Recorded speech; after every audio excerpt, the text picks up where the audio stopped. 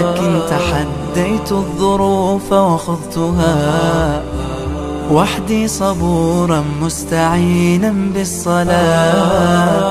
كم مرة عصف الأنين بداخلي، كم مرة قد ذاق قلبي من أسى محن تمر، وكم كرهت مصابها. Now we're going to educate the other ultra Najdi on the block, okay? And to be honest, he is a bit cocky, okay? Very cocky. And what we're going to do now is we're going to show you, mate, you can't hide under the rock anymore. Come out and say Muhammad ibn Abdul Wahab is a radical and an extremist. That's it. Enough's enough. But what we're going to show you first is because you did a video against a certain group, which again, I, to a certain extent, agree with you about their ta'assub and their misapplied methodology when it comes to certain matters. And again, I don't want to get into that. But overall, the video, you mentioned some points about the Najdiya, and that's what I want to focus on. That's got nothing to do with me, so I don't need to respond to that. But let me mention some points, okay, that you need to be educated on, mate. And let's see if you're bold enough to accept what I've been saying. None of them have got the bottle to come out and say Muhammad ibn Abdul Wahab is the forefather of ISIS. No one.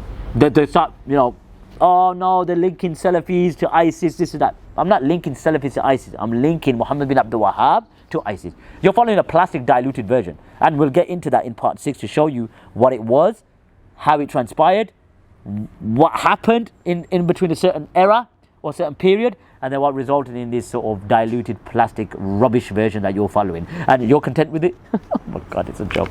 Have a listen. Because for him, the whole world is Darul Kufr, including the Haramain, and we seek refuge in Allah from such blasphemous madness.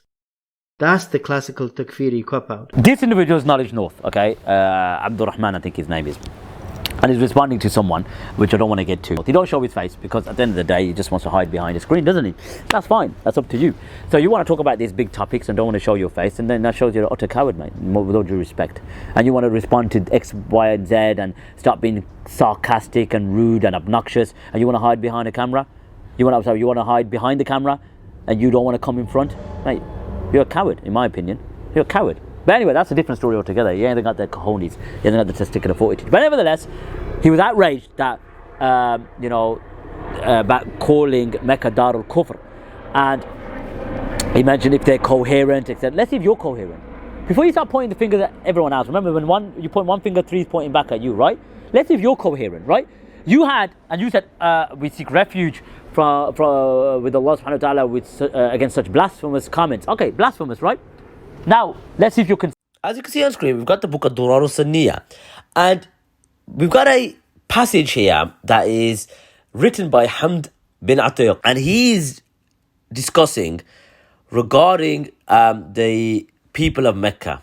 Okay, the people of Mecca.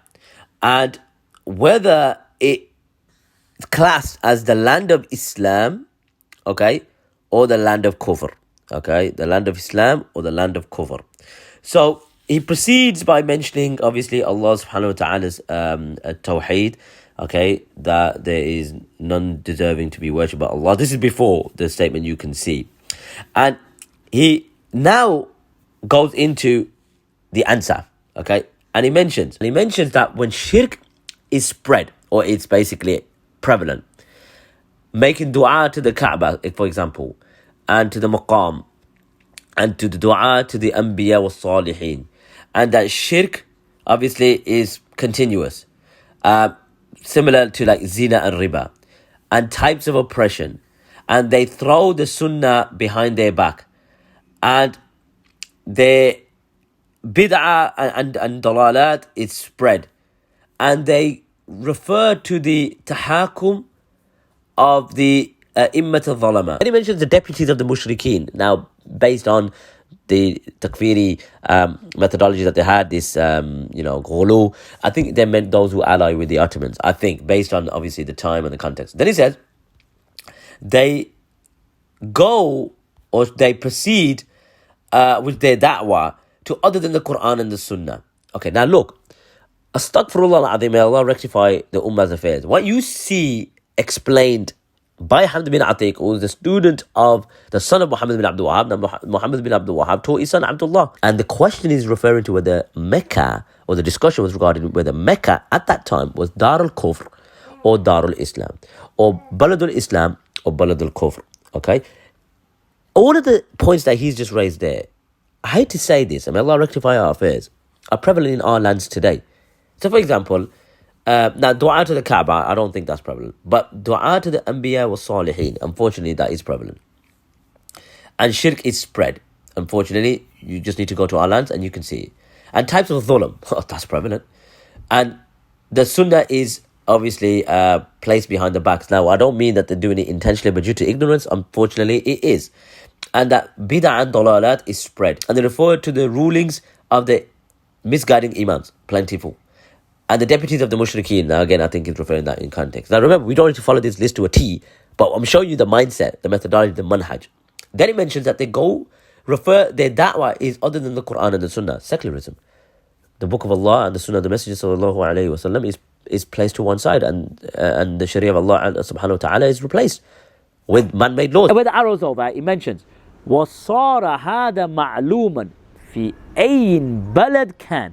That there is, when this is known in wherever it is. So where all of this happens, wherever it is. It's not restricting it to Mecca now. It's not restricting it to Mecca. This is what I'm saying, Takfeeri methodology of the Da'wah al-Najdiyah. There is no doubt for whoever has a little amount of ilm, أدنى العلم, small amount of knowledge, أن هذه البلاد, that these lands are ruled upon that they are bilad al-kufr and shirk.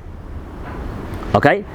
Especially those, okay, who have animosity towards the people of Tawheed. So you see, they believe that they manifested the deed. I'd like to ask a question to Knowledge North now. All of the issues that we see prevalent in our lands today, like dua to the Anbiya wa Salihin, etc., they are prevalent in every single land in the Muslim world today.